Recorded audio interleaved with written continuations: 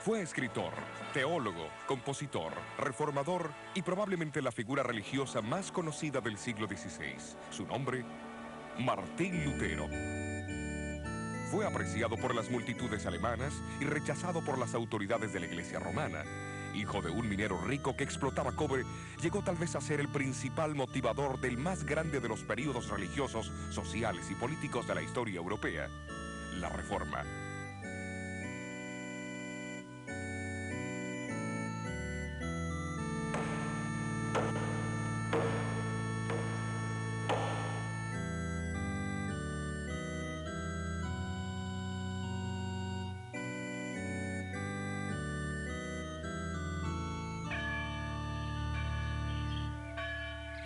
Los europeos que vivieron en el comienzo del siglo XVI probablemente tuvieron poca noción de los cambios que irían a arrasar con los conceptos de la vida medieval.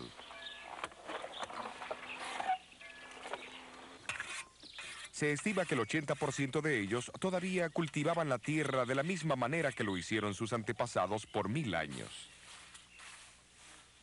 No obstante, delante de ellos aparecían señales que denotaban que un cambio era inminente. El invento de la imprenta por Johann Gutenberg, la elaboración del papel y el espíritu general de investigación fueron impulsados por el Renacimiento.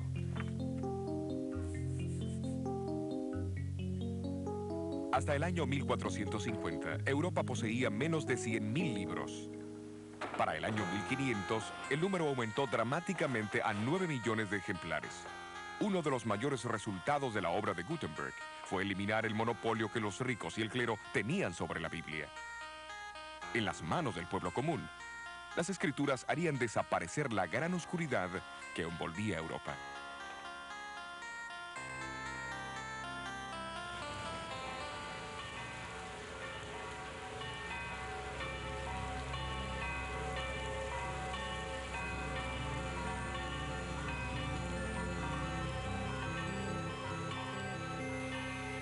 Elevándose por encima de reyes y súbditos, se encontraba la iglesia medieval. La misma era el centro de influencia en cada aldea, ciudad y corte en el cristianismo. Sin embargo, a pesar de todo el dominio que ejercían los individuos, había algo impropio en ese sistema político religioso.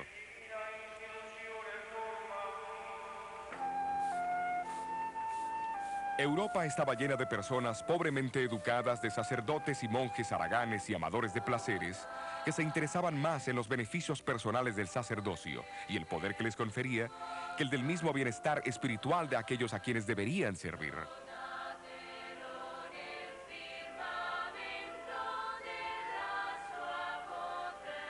Los obispos y abades competían con los reyes en la suntuosidad de sus residencias. Los obispados, o sea, la región que el obispo controlaba, eran vendidos al mejor postor.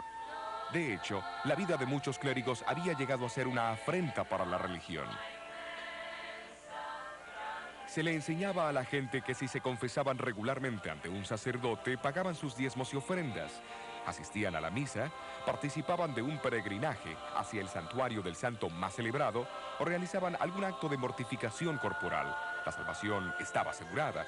Ya en el siglo XVI, la iglesia se había desviado de la simplicidad, de la pobreza y del poder espiritual de sus raíces. ¿Cómo ocurrió semejante cambio?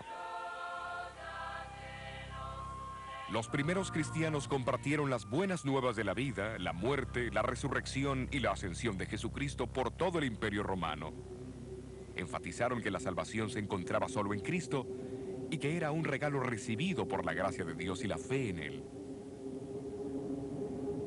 Aquellos que respondían al llamado se unían a su iglesia, pero esa iglesia muy pronto estaría como una fortaleza sitiada. Al principio los ataques vinieron de afuera. Emperadores como Nerón, Trajano y Diocleciano asesinaron a miles de cristianos por su fe. Aquí en el Coliseo, por ejemplo, los cristianos eran arrojados a las fieras para ser despedazados mientras se escuchaba el frenético aplauso de la muchedumbre.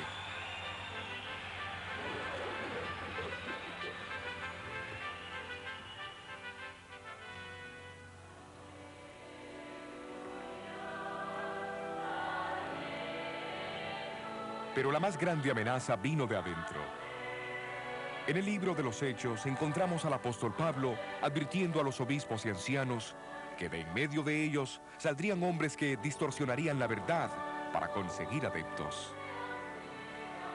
En la segunda carta a los tesalonicenses, alertó a la iglesia de la futura rebelión interna que revelaría lo que llamó el hombre de pecado, que se opondría y se exaltaría sobre todo lo que se llama Dios y es objeto de culto.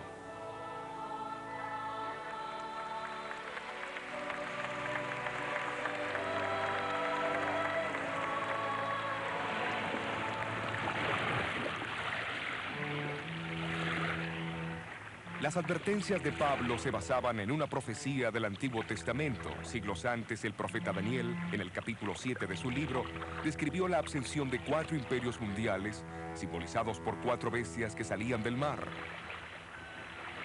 Un león, un oso, un leopardo de 4 cabezas y una cuarta bestia terrible con 10 cuernos. Describió también cómo el cuarto imperio sería el más fuerte de todos, pero que se dividiría en 10 reinos menores. Y de estos 10 reinos menores, representados por los 10 cuernos en la cabeza de la cuarta bestia, saldría otro cuerno o reino que sería más imponente que los otros.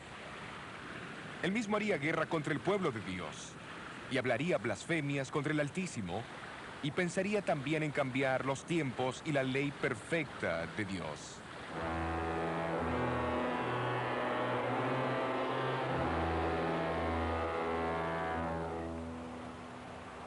El comentario sistemático más antiguo sobre el libro de Daniel fue escrito por Hipólito, un brillante erudito del siglo III. Él fue uno de los que identificaron a Roma como el cuarto gran imperio de la profecía de Daniel. Hipólito predijo que la caída de Roma sería el próximo gran evento mundial, seguido por la aparición del Anticristo. Desde el segundo siglo encontramos a los cristianos orando por la continuidad del Imperio Romano para que se postergase la aparición del temible Anticristo. De acuerdo a la predicción, este poder surgió de en medio del Imperio Romano. Entre todos los obispos nombrados como líderes de la Iglesia en diferentes regiones, el obispo de Roma gradualmente asumió el papel principal. El pastor de Roma, la reina de las ciudades, llegó a ser el rey de los obispos.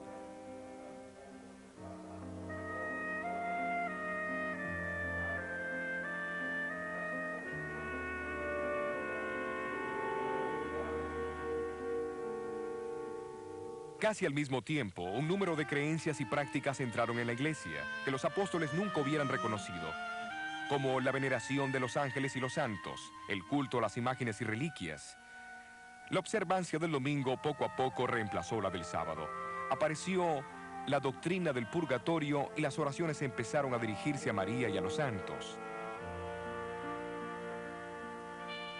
La iglesia empezó a enseñar que el pan y el vino de la Santa Cena eran realmente el cuerpo y la sangre de Cristo, haciendo de la misa un sacrificio.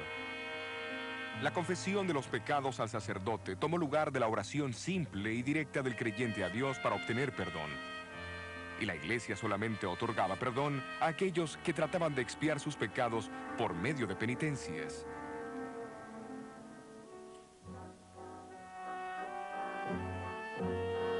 Por obsequios y servicios rendidos a la iglesia o por buenas dádivas, el Papa y sus obispos proveían lo que llamaban indulgencias. Estas podían acortar y aún cancelar el sufrimiento de los pecadores en el fuego del purgatorio. Negando la gran verdad bíblica de la salvación por la fe, la iglesia distribuyó los méritos de Cristo, los de la Virgen María y los santos, dando garantías escritas que eximían de los dolores del purgatorio. Podía comprarse de un obispo la absolución de años de castigo en el purgatorio al reparar una iglesia, construir un puente o cercar un bosque, así como el recitar cierto número de plegarias o el hacer un peregrinaje para ver las reliquias de los santos.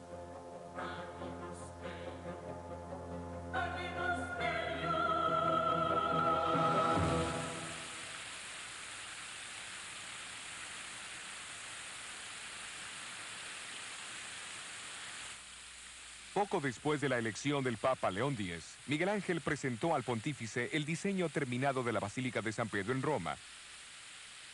Y la venta de indulgencias llegó a ser una atracción para recaudar las enormes sumas necesarias para esa aventura. En Alemania, el Papa recomendó las ventas al persuasivo monje dominico Juan Tetzel. La llegada de este monje al límite de Sajonia, cerca de Wittenberg, en 1517, desencadenaría los eventos que sacudirían los fundamentos de la Iglesia de Roma.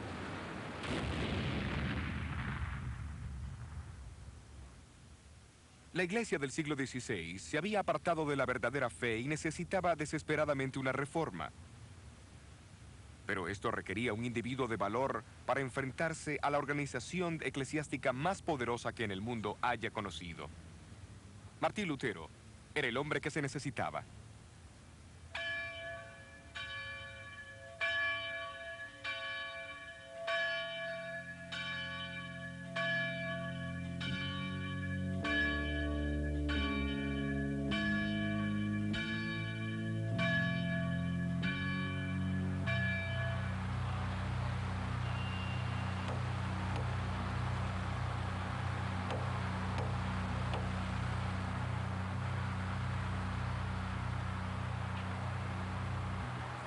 Fue en la víspera del Día de los Santos, octubre 31 de 1517, cuando Martín Lutero eligió clavar las 95 tesis en la puerta de la iglesia de Wittenberg. Su decisión no pudo pasar en un mejor momento, porque el próximo día los peregrinos se congregarían en la iglesia para ver la extensa colección de reliquias sagradas pertenecientes a Federico el Sabio, elector de Sajonia. En exhibición, había un fragmento de madera que se decía ser el arca de Noé, un poco de hollín del horno ardiente de Babilonia, un pedazo de madera de la cuna de Cristo, pan de la última cena del Señor, una ramita de la zarza ardiente de Moisés y más de 19,000 huesos santos. Pero lo más importante era que el solo mirar esos artefactos podía resultar en indulgencias para la reducción del purgatorio hasta 1.902.202 años y 270 días.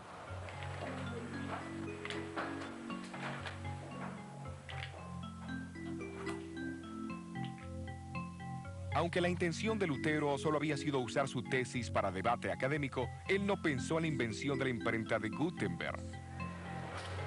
Al cabo de 2 semanas, su tesis en contra de las indulgencias y la proclamación del poder papal se leyeron por toda Alemania. En pocos meses, todos los cristianos conocían sus escritos.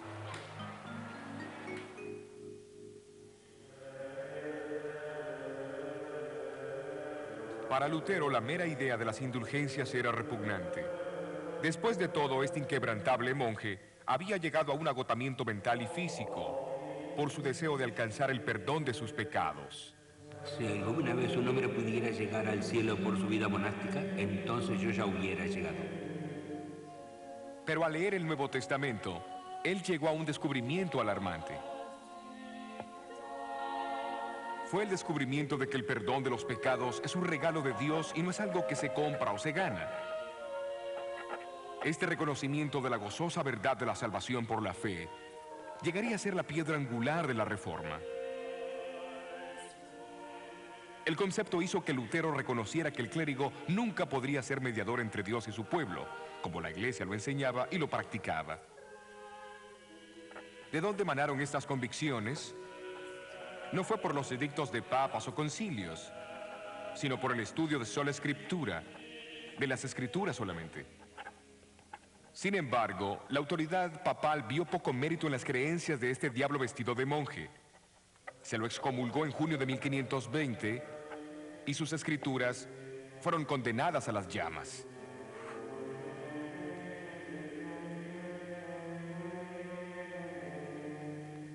Fue en ese tiempo que Lutero enfocó su estudio de las escrituras en las profecías de Jesús, Daniel, Pablo y Juan, en relación con el surgimiento del anticristo. Los capítulos 7 y 8 de Daniel y la descripción de Pablo acerca del hombre de pecado en 2 Tesalonicenses 2 recibieron especial atención. En el año 1521, Lutero produjo su primera obra relacionada con las profecías. Los fundamentos de la Reforma tenían que estar firmemente anclados en la verdad profética. Al identificar al Papa como el Anticristo en 1521, Lutero unió su voz a la de muchos ilustres eruditos de la Biblia que le habían precedido. Hombres como el predicador bohemio Juan Milix, quien 150 años antes había clavado una plaqueta en la antigua catedral de San Pedro, declarando que el Anticristo ya había tomado su lugar en la iglesia. Muy pocas cosas en este mundo son más poderosas que la verdad profética cuando el tiempo de su cumplimiento llega. Lutero, fortalecido por las profecías de Daniel, estaba ahora preparado para su hora más brillante. A fines de marzo de 1521, él recibió una citación del nuevo emperador del Sacro Imperio Romano, Carlos V, para comparecer delante de él en la dieta o parlamento que se convocaría en la ciudad alemana de Worms. Sentado con 3 de sus amigos sobre la paja de un carruaje que le habían prestado, entró en la ciudad donde la muchedumbre les dio una calurosa bienvenida. Me pregunto cómo hubiera sido hoy día. La audiencia iba a tomar lugar en un sitio cercano a la catedral. Lo que fue en una época un majestuoso edificio ya no existe, pero hace 400 años era una estructura de magnífica tal asamblea. Hoy ha sido reemplazada por un jardín. Y esta placa marca su ubicación.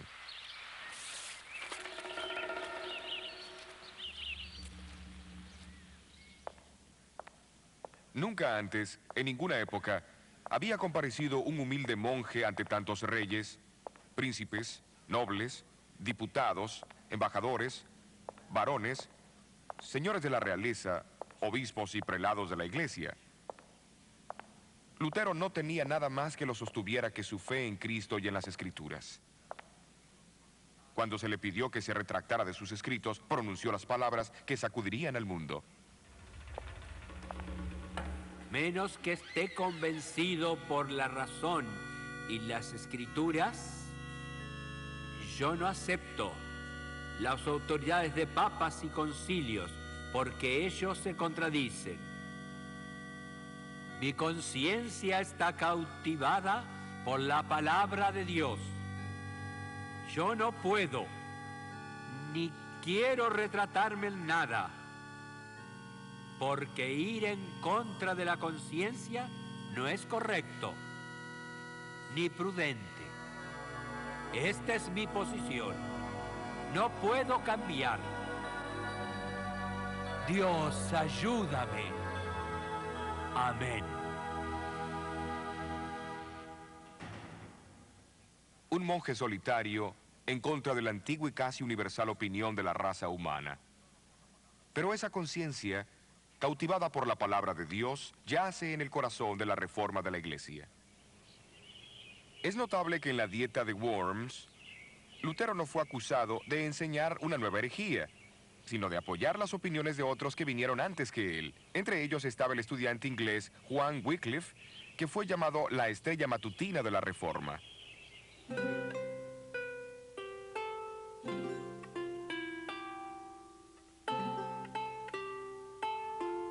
Wycliffe se dedicó al estudio de la verdad conforme la habían encontrado en las escrituras en latín.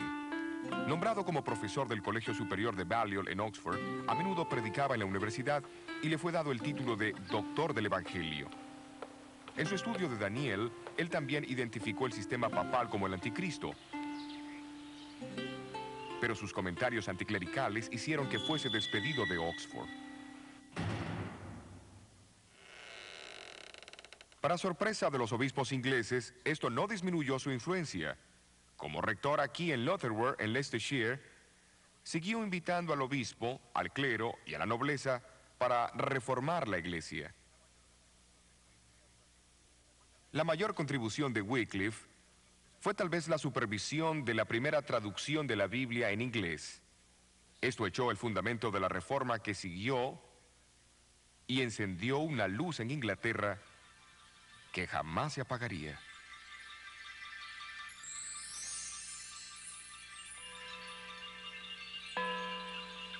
Wycliffe falleció en diciembre de 1384. después de haber sufrido un derrame cerebral mientras daba la Santa Cena aquí en su iglesia. Sus huesos fueron exhumados e incinerados unos 40 años más tarde por orden del Concilio de Constanza. Sus cenizas se arrojaron a un arroyo cercano llamado Swift, que desemboca en el río Avon.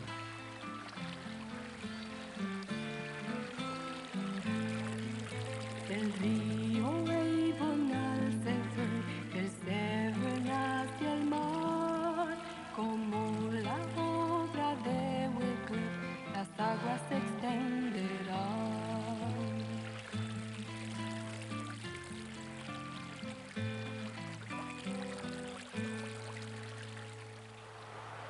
Uno de los hombres en quien influyó la enseñanza de Wycliffe fue el reformador checo Juan Hus.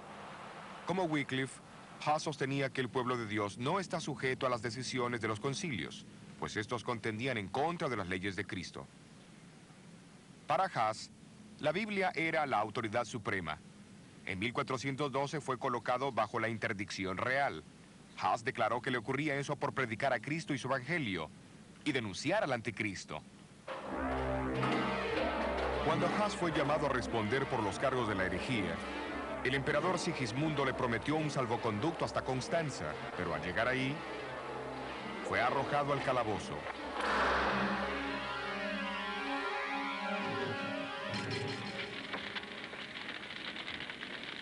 El mismo concilio de Constancia que había ordenado la exhumación de los restos de Wycliffe, condenó a Hus a la hoguera el 6 de julio de 1415.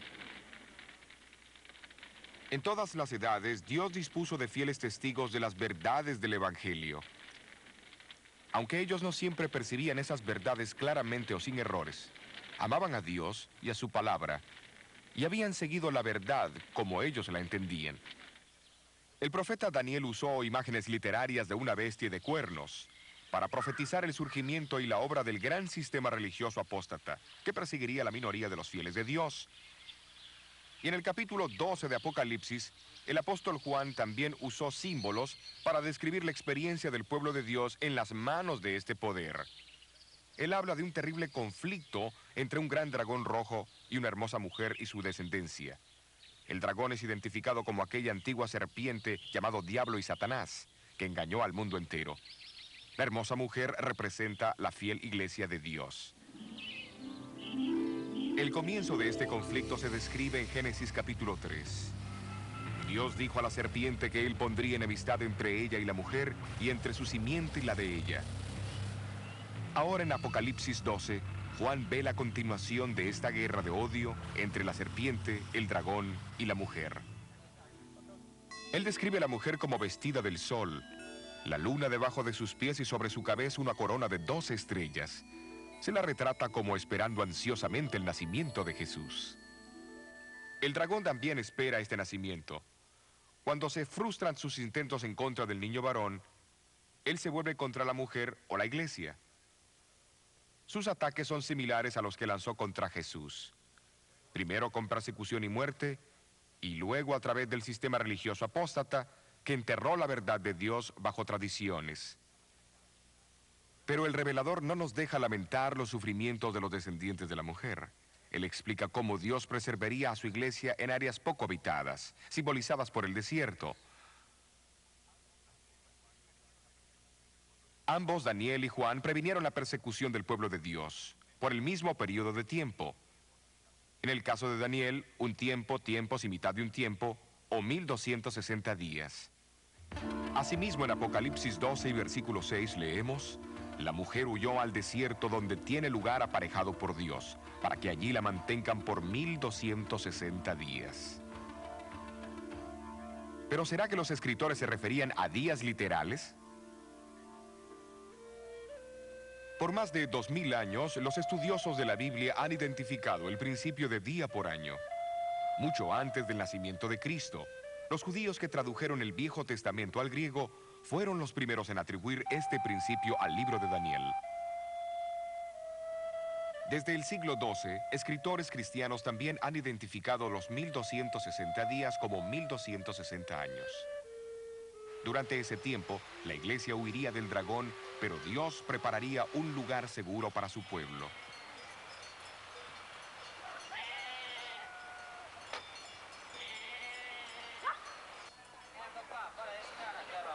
Uno de esos lugares donde las verdades del Nuevo Testamento fueron preservadas del creciente poder del obispo de Roma fue en el norte de Italia. Al final del siglo IV, el obispo de Milán, Ambrosio, proclamó una teología evangélica que es difícil de separar de aquella redescubierta por la fe protestante 1000 años más tarde. Aquí en estas llanuras y montañas al oeste de Milán, fieles testigos todavía atesoraban las doctrinas de la Iglesia Apostólica y denunciaban las crecientes supersticiones y perversiones en la Iglesia. Claudio, obispo de Turín, quien es con frecuencia llamado el protestante del siglo IX, también sostuvo la autoridad de las Escrituras.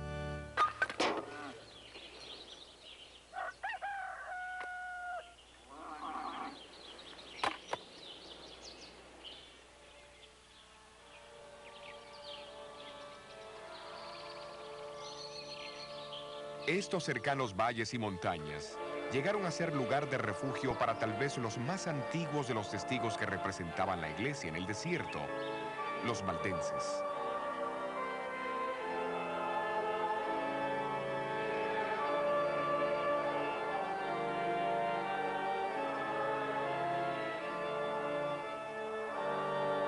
Su devoción y perseverancia llenan algunas de las páginas más brillantes de la historia de la iglesia. Muchos han mantenido que el nombre valdenses es derivado de Pedro Gualdo, que fundó el grupo Poor Men of Lyons a fines del siglo XII.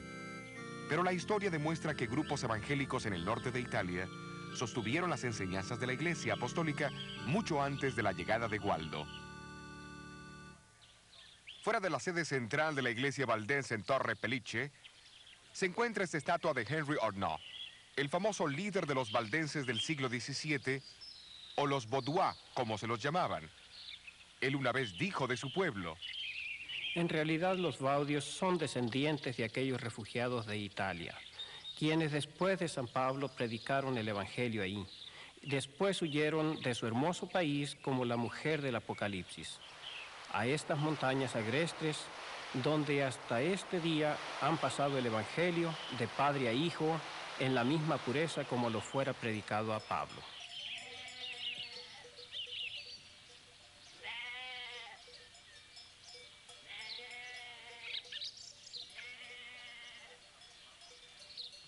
Los historiadores han afirmado que en la ingeniería más avanzada podría haber adaptado estos valles de una mejor manera para el propósito de ofrecer refugio para los fugitivos.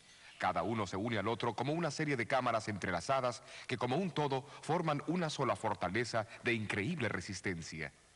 Y fue a esta fortaleza, preparada para ellos por el mismo Dios, hacia donde huyeron los valdenses durante los 1260 años de supremacía papal.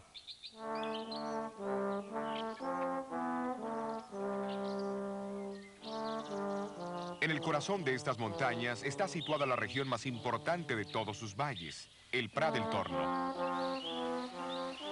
A este valle, bañado por el río Angroña y rodeado de maizales, pastizales, árboles frutales y enormes castaños, volvían los valdenses, cuando eran atacados por sus enemigos. Fue aquí también donde fueron entrenados sus misioneros, en el colegio de Barbes. La Biblia era su único libro de texto. En los siglos anteriores a la invención de la imprenta, memorizaban evangelios enteros y muchas de las epístolas.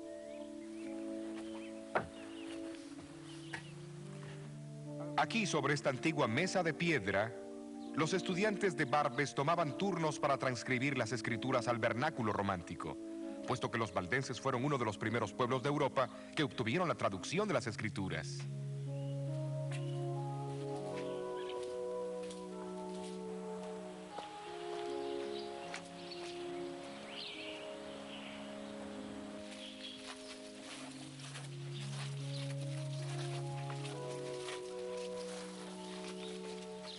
Más tarde, disfrazados de buhoneros, los valdenses viajaban por Europa central y meridional, ocultando las copias del Nuevo Testamento en sus vestimentas. Les era posible dejar más que simples conveniencias materiales a sus clientes.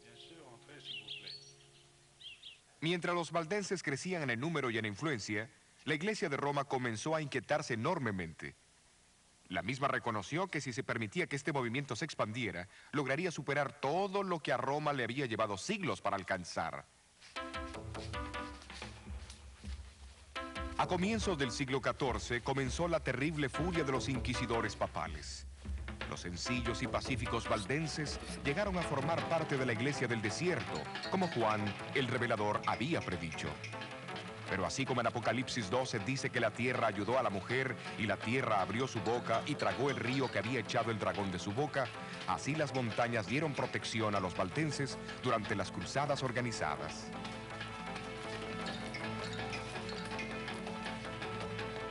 Los densos bosques, las aparentemente inexpugnables cadenas montañosas y la misma lejanía de sus valles sirvieron como sus únicas defensas. Cuando sus villas e iglesias fueron poco a poco destruidas, las muchas cuevas entre las rocas vinieron a ser sus casas y catedrales. Esta cueva se encuentra en el Valle de Angroña, no muy lejos del Prat del Torno. Es conocida como la Iglesia de la Cueva y no es muy difícil ver por qué los enemigos de los valdenses tenían dificultades para encontrar los escondrijos.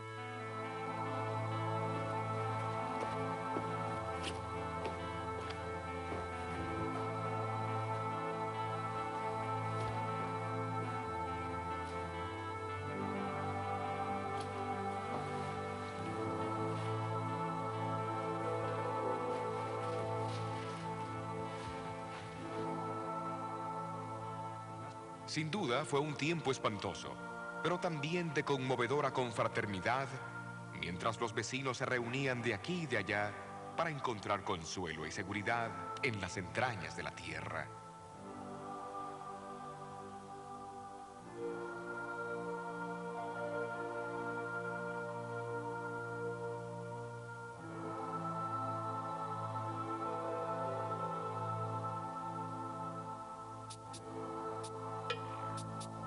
En 1487, apenas 4 años después del nacimiento de Lutero, el Papa Inocente VIII determinó purgar los valles de sus habitantes, prometiendo la remisión de todos sus pecados a aquellos que se unieran a la cruzada. Procedió a formar un gran ejército bajo la dirección de Alberto Cataneo.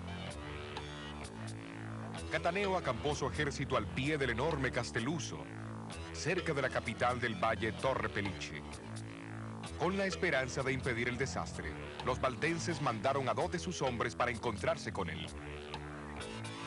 Si los valdenses habían esperado intimidar a Cataneo con una confrontación directa, la misma fue una subestimación del hombre.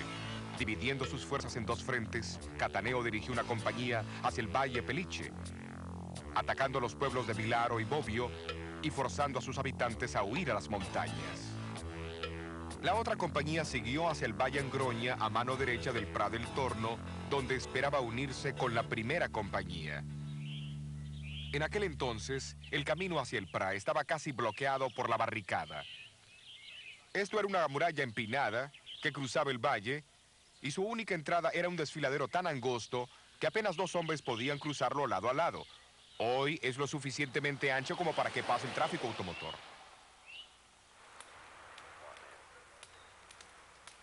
Aquí en Prat del Torno, los valdenses se reunieron para una resistencia final. Pero antes que lo hicieran, se entregaron a Dios en oración.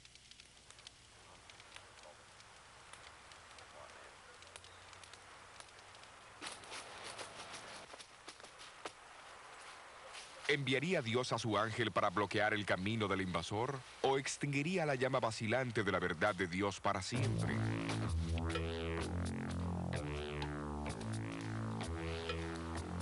Mientras el ejército de Cataneo se preparaba para cruzar el angosto desfiladero, los valdenses notaron una pequeña nube formándose cerca de las cumbres de las montañas.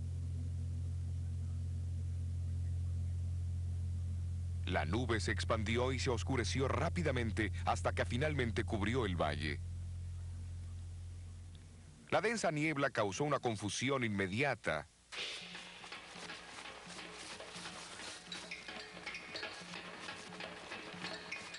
Sacando ventaja de los cambios de condiciones, los valdenses escalaron los senderos secretos sobre los invasores y comenzaron a arrojar grandes rocas sobre los soldados.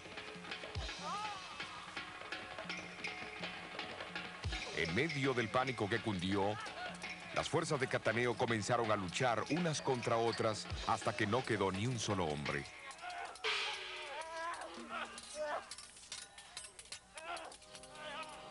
En 1530, las noticias de la reforma que se extendían por Alemania, Suiza y Francia llegaron a la gente de los valles valdenses.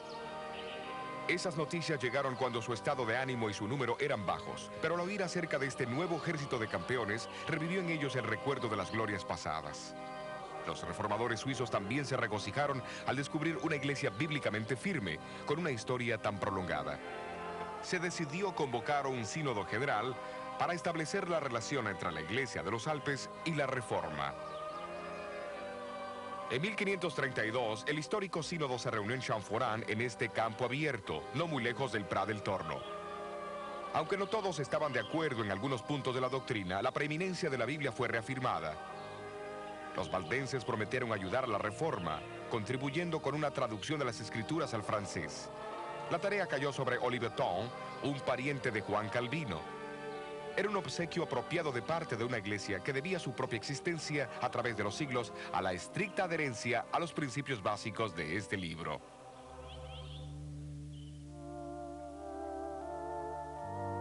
Trágicamente, las persecuciones a los valdenses no cesaron con la Reforma. En realidad, se intensificaron en los años que siguieron, llegando a su culminación en el siglo XVII. El tiempo se ha encargado de cicatrizar las heridas de la gran masacre de la Pascua de 1655. Sin embargo, el recuerdo está indeleblemente grabado en las mismas rocas y grietas del imponente Castelluso.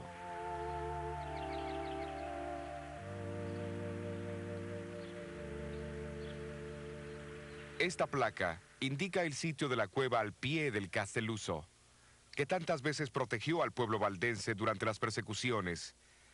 Y a fines de abril de 1655, el pueblo de los valles huyó a su refugio una vez más.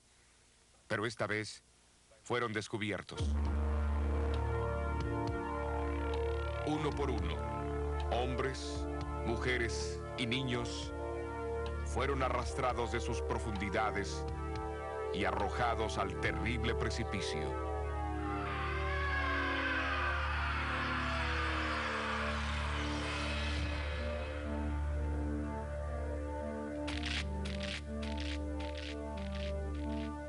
Toda la Europa protestante reaccionó con dolor y compasión.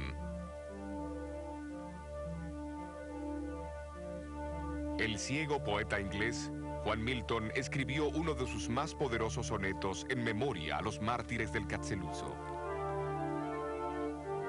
Bendica, oh Señor, tus santos martirizados, cuyos huesos yacen esparcidos por las montañas alpinas, aquellos que guardaron la verdad antigua tan pura, cuando nuestros padres adoraban troncos y rocas, no te olvides.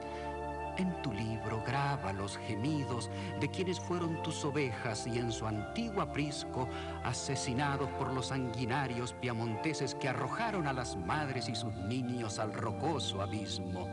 Sus lamentos los valles repitieron a los montes y estos a los cielos.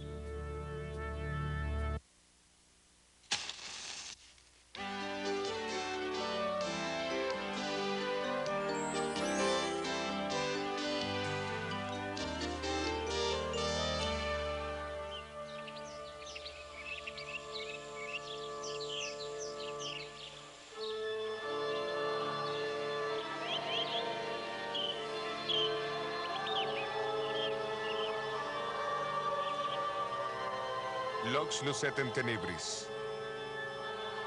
La luz brilla en las tinieblas. Hoy, el lema de los valdenses se encuentra inscrito en todas las iglesias del valle. Sirve como un silencioso recordativo de su fiel testimonio, a menudo manchado de sangre a través de los siglos. Sin embargo, el símbolo profético de la mujer en el desierto no solo se aplica a los valdenses. Incluye a todos aquellos cuya fe en Dios y en su palabra los hizo contrariar las corrupciones y las falsas enseñanzas de la iglesia.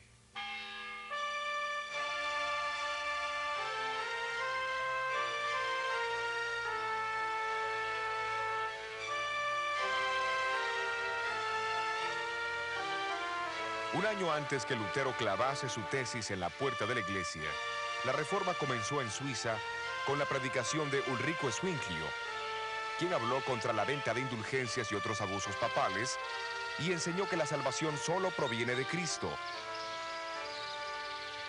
Pero no fue de Lutero que aprendió estas cosas. Fue por el estudio de las Escrituras. En los estados alemanes, Lutero se destacó entre todos los reformadores, pero en los distritos suizos muchos hombres piadosos fueron campeones de la fe. Muchos de los reformadores sobresalientes son recordados en este monumento de la Reforma en Ginebra. Guillermo Farel, llamado por algunos como el Lutero de la Suiza francesa. Juan Calvino y Teodoro Beza, sucesor y biógrafo de Calvino. Calvino nació en Francia y fue guiado a la fe de la Reforma por su primo, Pedro Olivetan, que más tarde fue quien tradujo la Biblia al francés para los valdenses. A la edad de los 25 años, Calvino fue a Basilea, en Suiza. Allí completó y publicó lo que probablemente fue el volumen más influyente de la Reforma protestante, la institución de la religión cristiana. Su objetivo era presentar las grandes doctrinas cristianas como él creía que habían sido antes que fuesen corrompidas por la Iglesia de Roma. En 1536, Calvino fue nombrado pastor y profesor en Ginebra. La Catedral de San Pedro vino a ser su púlpito. Pero sus palabras no se limitaron a los confines de este edificio. Durante los últimos 25 años de su vida, Calvino procuró hacer de Ginebra un modelo práctico de una ciudad cristiana. Bajo su influencia, Ginebra llegó a ser un centro para la fe reformada en Europa.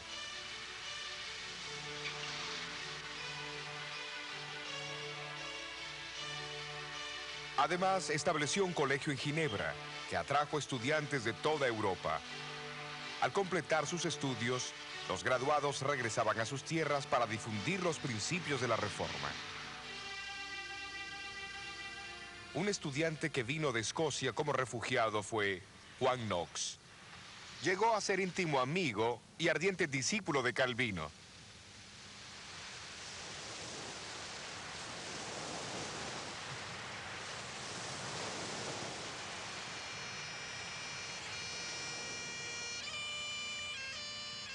Como Pablo en el apedreamiento de Esteban, así Juan Knox sintió su llamado al observar el martirio del predicador escocés Jorge Wishart. Aquí al frente del castillo de San Andrés, las letras GW marcan el lugar donde Wishart fue quemado en la hoguera en 1546. Más tarde Knox regresó a Escocia y vino aquí a San Andrés, centro eclesiástico de Escocia en el siglo XVI. Su catedral era una de las más grandes del cristianismo. Durante ese primer año, los habitantes del castillo invitaron a Knox para que fuese su predicador. A principios de 1547, predicó su primer sermón aquí en la parroquia de San Andrés. Esto marcó el comienzo de la Reforma en Escocia. No fue por coincidencia que Knox usó como texto el capítulo 7 del libro de Daniel. Al principio de su sermón mostró el gran amor que Dios tenía por su pueblo, al advertirles de los peligros que amenazarían a la iglesia. Identificó a las 4 bestias como los 4 grandes imperios de Babilonia, Medo-Persia, Grecia y Roma. Luego habló del cuerno pequeño que lo seguía, identificándolo como el anticristo papal.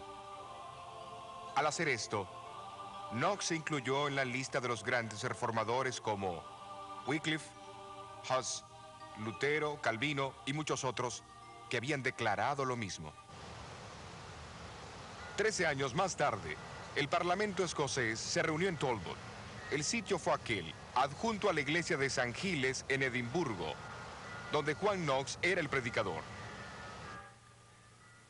6 reformadores escoceses que por una increíble coincidencia llevaban el nombre cristiano Juan. Escribieron una confesión de fe que fue formalmente adoptada por el Parlamento en agosto de 1560. La misa fue prohibida y la fe protestante fue establecida en Escocia. Sin embargo, la nueva monarca, María, reina de Escocia, con su fuerte atavismo católico, tenía otros planes. Cuando ella ordenó la celebración de la misa, Knox pronunció sus objeciones en tono amenazador desde este púlpito de la Catedral de San Giles. La reina María citó a Knox a comparecer en el Palacio de Holyrood, no muy lejos de San Giles. María, como otros monarcas de aquel entonces, creía que gobernaba por autoridad divina y que las conciencias de sus súbditos estaban bajo su control. Por eso, la confrontación entre María y Knox era crucial para la supervivencia de la reforma en Escocia. Tú has enseñado a la gente a recibir otra religión que no es la que los príncipes aceptan, pero Dios ordena a los súbditos a obedecer a sus príncipes. Señora, la religión verdadera no tuvo su origen ni su autoridad de los príncipes, sino tan solo del Dios eterno. Así que los súbditos no están sujetos a ajustar su religión a los gustos de los príncipes, porque a menudo los príncipes, entre otros, son los más ignorantes de la verdadera religión de Dios. Sí, pero la vuestra no es la iglesia que yo abrigaré. Yo defenderé la iglesia de Roma, porque creo que es la verdadera iglesia de Dios. Vuestro deseo, señora, no es razonable, ni hace que esa ramera de Roma sea la verdadera inmaculada esposa de Jesucristo. La iglesia de Roma se ha apartado de la religión que los apóstoles enseñaron y establecieron. Mi conciencia no lo dice así. La conciencia, señora, requiere conocimiento y temo que su majestad no lo posee. Tú interpretas las escrituras de una manera y ellos la interpretan de otra. ¿A quién debo creer? ¿Y quién será el juez? Su majestad deberá creer en Dios, que habla claro en su palabra. Si la oscuridad existe en alguna parte, el Espíritu Santo explica lo mismo en otros lugares con más claridad, para que no quede ninguna duda, a menos que uno sea un ignorante obstinado.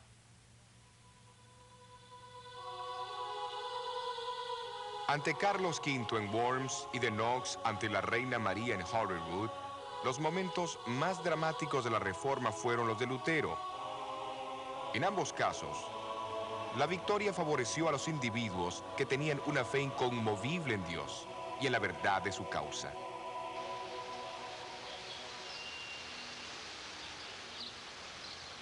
El conflicto espiritual continuó en toda Europa en el siglo XVI.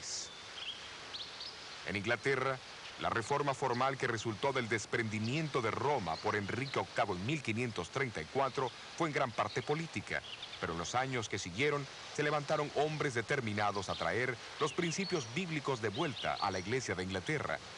Esto no ocurriría sin una gran oposición.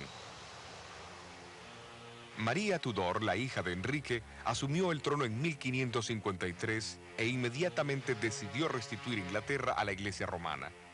Durante su reinado de 5 años, unos 300 protestantes fueron quemados en la hoguera. La descripción de la iglesia por Juan, desde el tiempo de la cruz en adelante, pinta al pueblo de Dios como siendo acusado por Satanás y soportando gran sufrimiento hasta la misma muerte. Aquí en este patio está el monumento a los mártires. Registra más de 18.000 mártires de Jesucristo. Cerca de 100 de ellos fueron ejecutados en Edimburgo y la gran mayoría están sepultados aquí.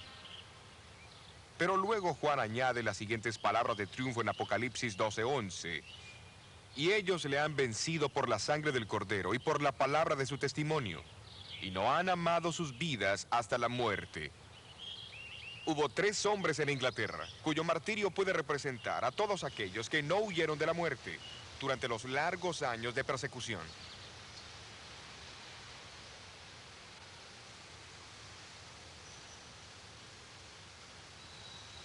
En Oxford está el monumento de los mártires, erigido a Nicholas Ridley, obispo de Londres, Hugo Latimer, capellán de Enrique VIII, y Thomas Cranmer, el primer arzobispo protestante de Canterbury.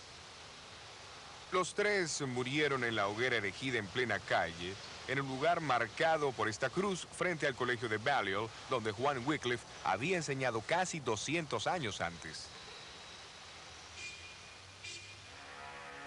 En el pueblo de Oxford la leña fue apilada, con furiosa prisa y con maldición alborotada, cubriendo a 2 almas valientes que guardaron su lugar por la senda de fuego, para a Cristo acompañar.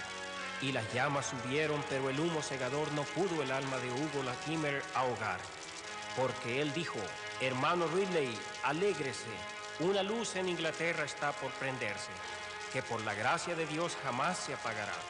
Y el susurro de ese discurso resonó por doquier: jamás se apagará la luz de Latimer, aunque los vientos la hagan estremecer.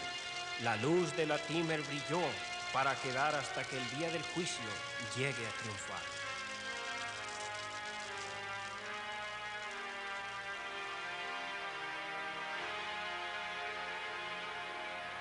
Y así tuvo que ser. Al cabo de 3 años, María Tudor murió y la reina Isabel I ascendió al trono, despuntando el amanecer del siglo de oro en Inglaterra. Ella se propuso con tanta diligencia devolver Inglaterra a los caminos de su padre, que los poderes católicos de Europa comenzaron a planear su derrocamiento. Felipe II, hijo de Carlos V, organizó la fuerza invasora más grande que el mundo haya conocido, la Armada Invencible. A fines de julio de 1588, los observadores situados en las partes altas del puerto de Plymouth vieron por primera vez los 130 barcos que navegaban por el canal. Bajo el comando del caballero Francisco Drake, la flota inglesa confrontó al enemigo, aunque inferior en número y armamento. En una serie de batallas durante los 10 días siguientes, los barcos ingleses más pequeños causaron grandes estragos entre los pesados galeones de España. Tratando desesperadamente de zafarse de los ataques ingleses, la desorganizada armada se dirigió hacia el mar, solo para encontrarse con una de las peores tormentas marítimas de la historia.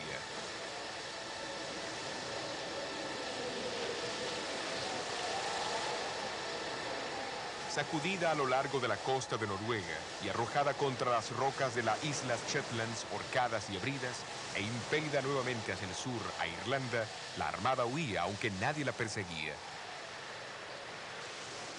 De los 30.000 hombres a bordo, apenas 10.000 regresaron a España. Felipe II y los reinos católicos quedaron atónitos.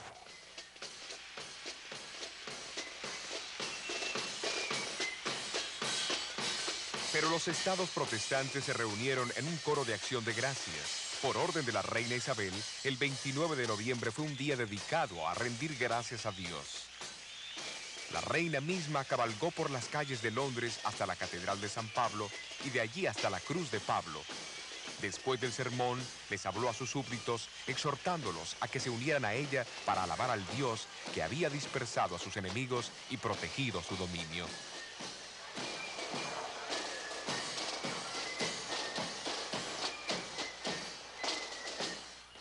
Aquí en Plymouth, en el monumento que conmemora la escena de la Armada, aparecen grabadas estas palabras enigmáticas.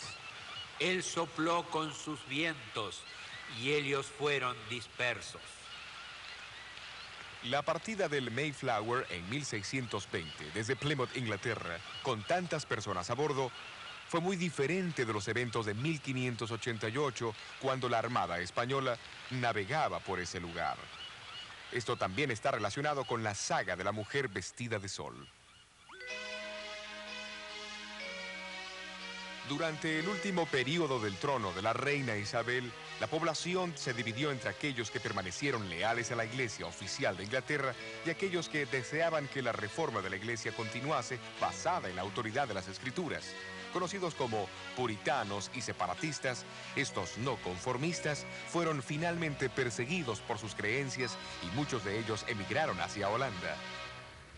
Entre estos estaban los primeros peregrinos, que navegaron a bordo del Mayflower desde Holanda, por el puerto de Plymouth, con destino al Nuevo Mundo. Cuando los puritanos se separaron de la iglesia inglesa, se habían comprometido solemnemente a caminar juntos en todos los caminos de Dios que ya conocían o que irían a conocer. Esta era la razón vital del protestantismo.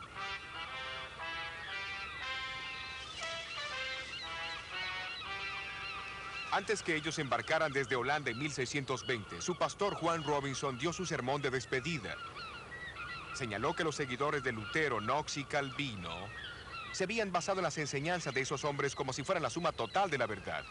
Hablando de los reformadores, Robinson dijo: ellos no incursionaron en todo el plan de Dios, pero si estuviesen vivos hoy, estarían dispuestos a recibir más luz de la que ellos recibieron al principio. Si Dios les revela cualquier cosa a ustedes por cualquier otro de sus instrumentos, estén listos para recibirla, porque estoy seguro que el Señor aún traerá más luz y verdad de su santa palabra. Poco captaba él mismo el significado real de sus palabras. Más verdades brotarían de la palabra de Dios y los puritanos jugarían una parte vital. Los peregrinos desembarcaron en el peñasco de Plymouth el 21 de diciembre de 1620. Ellos fueron los primeros entre muchos miles de puritanos que en el siglo XVII emigraron al Nuevo Mundo y trajeron con ellos creencias que a su debido tiempo contribuirían al levantamiento de un movimiento religioso que circundaría el globo. De acuerdo a la profecía de Daniel 7, el poder del cuerno pequeño reinaría en Europa por 1260 años. Al final de ese periodo, que se extendería desde el año 538 al 1798, surgirían eventos que disiparían temporalmente esa supremacía. Exactamente, en febrero de 1798, las tropas francesas del general Berthier entraron a Roma, tomaron al Papa prisionero y aminoraron grandemente la autoridad y el poder del papado. De la misma manera, en la profecía de Juan en Apocalipsis 12, la mujer vestida de sol estaría en el desierto por 1260 años. Después de 1798, un movimiento surgiría que enseñaría las mismas grandes verdades enseñadas por los apóstoles, los profetas y los cristianos. Grandes verdades tales como la salvación por la gracia de Dios a través de la fe en Cristo solamente, el ministerio sumo sacerdotal de Cristo, el sacerdocio real de todos los creyentes, la obediencia a todos los mandamientos de Dios, el bautismo del creyente y la suficiencia y autoridad de la Escritura sobre la tradición estaban entre lo que la iglesia primitiva enseñaba. Tales enseñanzas, perdidas por muchos a través de la gran apostasía, serían restauradas y proclamadas al mundo en la hora del juicio final. Jesús dijo que el evangelio debía ser predicado en todo el mundo y entonces vendría el fin. El clímax del prolongado conflicto entre Cristo y Satanás está descrito en Apocalipsis 12:17. Entonces el dragón fue airado contra la mujer y se fue a hacer guerra contra los otros de la simiente de ella, los cuales guardan los mandamientos de Dios y tienen el testimonio de Jesucristo. El concepto bíblico de remanente significa un grupo de personas de cualquier edad que haya sobrevivido a la calamidad y sea leal a Dios y a los principios de su palabra en un tiempo de apostasía final. Sin embargo, la escena de Apocalipsis 12 deja claro que hace referencia a los descendientes espirituales de la mujer en el tiempo del fin. Eso es después de 1798. Ellos pertenecen a la digna línea de herederos espirituales entre los escogidos de Dios, que han sobrevivido a los furiosos ataques del dragón a través de la historia.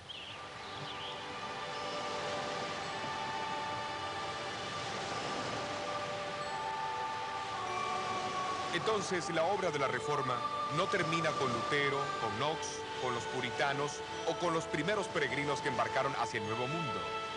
Es un proceso que marcha hacia adelante y su próxima fase nos señala hacia los comienzos del siglo XIX en América y el surgimiento de un movimiento profético que rápidamente capturó la atención de muchos alrededor del mundo.